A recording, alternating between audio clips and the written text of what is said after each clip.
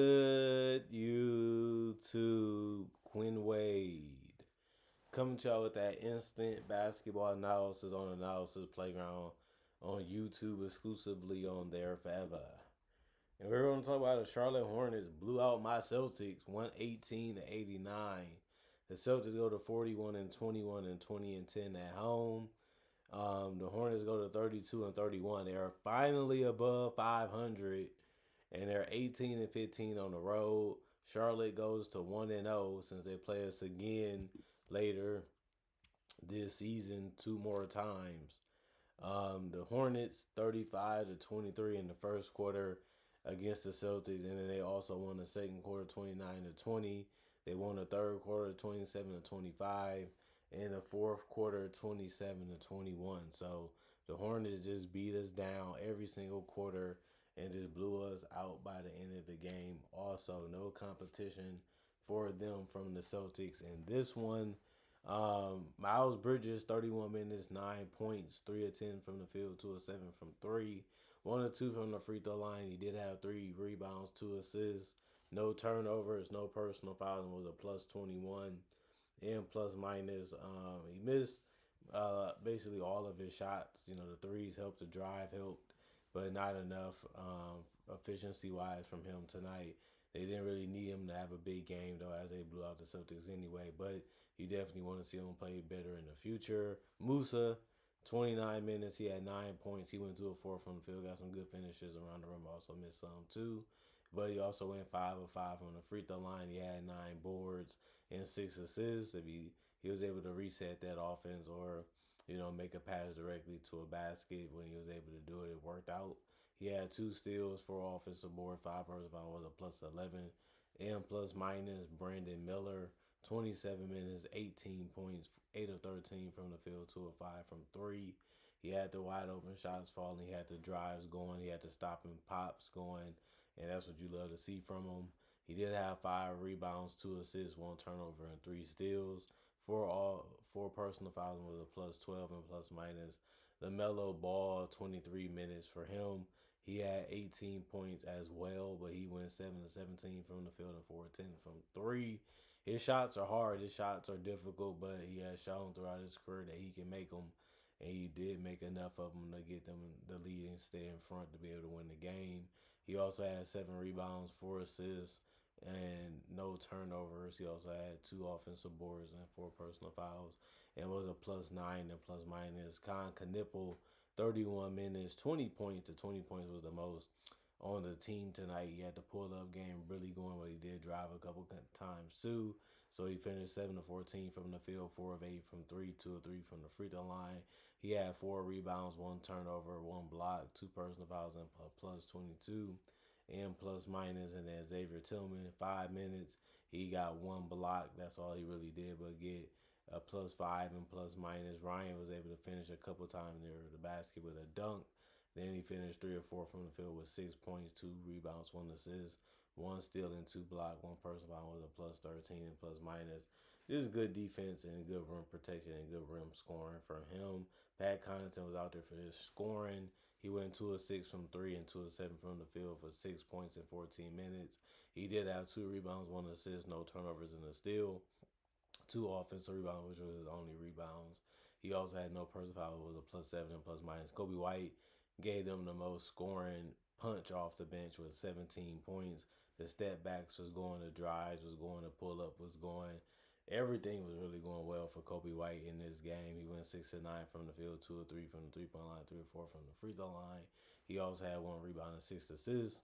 He's a guy that's going to try to make his teammates look good too, and not just be a ball hog trying to score all the points. He also had 1 steal, 1 personal foul with a plus 17 and plus minus. Josh Green, 21 minutes, 6 points. He went 1 of 3 from the 3-point line, but he also went 3 of 3 from the free throw line. He also grabbed 3 rebounds, 1 assist, no turnovers, and 1 steal, no personal fouls, and a plus 10 and plus minus. Trey Mann, 4 minutes, 0 of 3 from the field, 0 of 2 from 3, 1 turnover, 1 steal, 1 personal foul, and a plus 2 and plus minus. Antonio Reeves, 3 minutes, 5 minutes, 3 points. He went 1 of 1 from 3. That's how he got it. He did also get 3 rebounds, no turnovers, no personal foul, 1 offense rebounding a +5 and plus minus. Zion James, he took a three and missed three of them and made one of them after that. And then he also had three shooting from the free throw line. He also had 4 rebounds, which ended up being the most off the bench, and then 3 assists. He also had 1 turnover, and then he had 1 personal foul and 1 offensive rebound with a +11 and plus minus. And then the Celtics, which y'all all came here for. What Quinn, we think about the Celtics losing? Sam Hauser, 3 points in 25 minutes. He went 1 of 5 from three. He ended up getting 7 rebounds and 1 assist and no turnovers. He also had 2 personal fouls and was a -21 and plus minus. Kada couldn't even make a shot really. He went 1 of 3 from the field and didn't get no looks after that for 2 points. He only played 16 minutes though. He did have 2 rebounds, 2 turnovers, 1 block, 0 personal foul was a -12 and plus minus. Derek White, 29 minutes, 29 points, 9 of 17 from the field, 3 of 9 from three, 8 of 8 from the free throw line. He was hitting the middies, he was hitting the threes, he was making the ball move as well as he could, and he led the team in scoring. So somebody had to step up in that starting lineup, and it ended up being Derek White that did the most. He also had 1 steal and a turnover. 1 personal foul was a -18 and plus minus. Jaylen Brown played 34 minutes. That ended up being the most on the team, and he also had 20 points. But he went 7 of 19 from the field and 1 of 4 from three and 5 of 6 from the free throw line. He didn't score the ball as well as you would like them to do, but he still did have 11 rebounds, so he finished with a double-double. And he also had 7 assists. He's going to have the ball in his hands and people are going to try to stop him. You got to make the right decision by getting rid of the ball early to find his teammates to punish them for helping or trying to trap them or double team them. And then he also had 3 turnovers because sometimes they can still get you.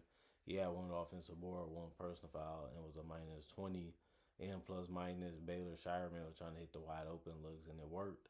In this one, 32 minutes, 9 points, 3 of 4 from the field, 1 of 2 from three, 2 of 2 from the free throw line, 4 rebounds, 5 assists, 3 turnovers, 1 offensive board, 1 personal foul was a -10 and plus minus. And then Nikola Vucevic ended up playing 17 minutes.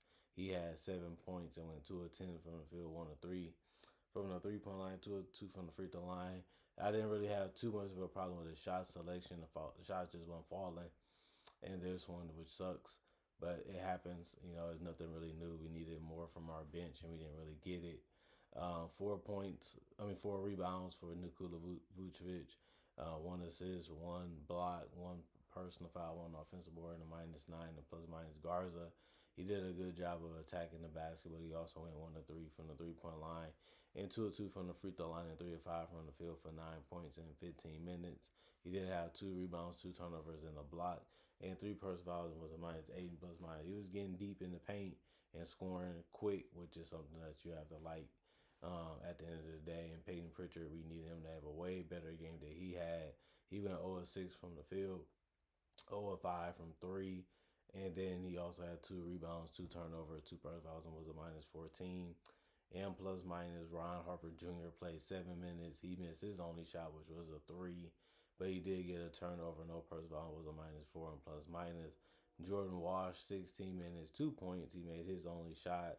He also grabbed 5 rebounds, which was good. He also had no turnover, 2 personal fouls, was a -10 and plus minus. I liked his defense. I liked his competitiveness, and I'm glad that he tried to, come in and play the right way as much as he could. And then Hugo Gonzalez did similar things, but he just went 2 of 4 from three and 3 of 8 from the field. But he was battling as much as he could throughout the game. He also played the most minutes with 25. In this one, he had 6 boards. That was the most off the bench. He also had 1 assist and 1 turnover, 4 offensive rebounds, 1 personal foul. It was a -19 and plus minus. 38% from the field for the Celtics, 46% for the Hornets, 28% from three from the Celtics, 39 for the Hornets. That's the reason why we got blown out. We just couldn't make shots as well as the Hornets could. And this one, 95% from the free throw line for the Celtics, only 81%. But the Hornets did shoot one more free throw than we did. 45 rebounds for the Celtics, 43 for the Hornets. 18 assists from the Celtics, 26 for the Hornets. And then 15 turnovers for the Celtics, only 4 for the Hornets. You usually don't see teams turn the ball over that low, but it happened in this one. One steal from the Celtics, 10 for the Hornets. That was the reason why we got blown out too. And then 3 blocks for the Celtics, 4 for the Hornets, 9 offensive rebounds for the Celtics, 11 for the Hornets, 36 defensive rebounds for the Celtics, 32 for the Hornets, 14 personal fouls for the Celtics, 19 from the Hornets, and it ended up being a good game for the Hornets. Not so much for the Celtics. They really put a beating on us. They really made it look easy scoring on us, and we just couldn't make shots as well as they could from the perimeter or in the paint. So you just gotta give credit. They was a better team tonight. They played better tonight. They played better on both ends of the court tonight, and they really wanted to win more than we did. And they went out there and showed that they can get it and get it done, which has been difficult for a lot of teams to do to the Celtics. But it wasn't that hard and that difficult. It looked like for the Hornets to do it to us. They beat us real bad. They blew us out and had fun doing so. And when it mattered the most, they also was able to step up and close us out without having too much trouble either, showing that they are a legitimate team in this league and they might be a playoff team this year. We'll see how the season continues to go for them and see if they can close it out and be healthy. And the Celtics, we have a good record. We're going to make the playoffs anyway, it looks like, no matter what happens. So we just hope we get a good matchup and hopefully we can make a good run in the playoffs because we still want to win a championship. Our goal is not to make the playoffs. Our goal is to be a championship team by the end of this year and also in the playoffs. So we have different goals, but it's similar. Make the playoffs and see what happens. Comment, like, subscribe, share, hit that notification bell to get that analysis when it first come out. Y'all stay blessed up. Y'all stay good. Peace. And I'll see y'all later today, hopefully with more analysis.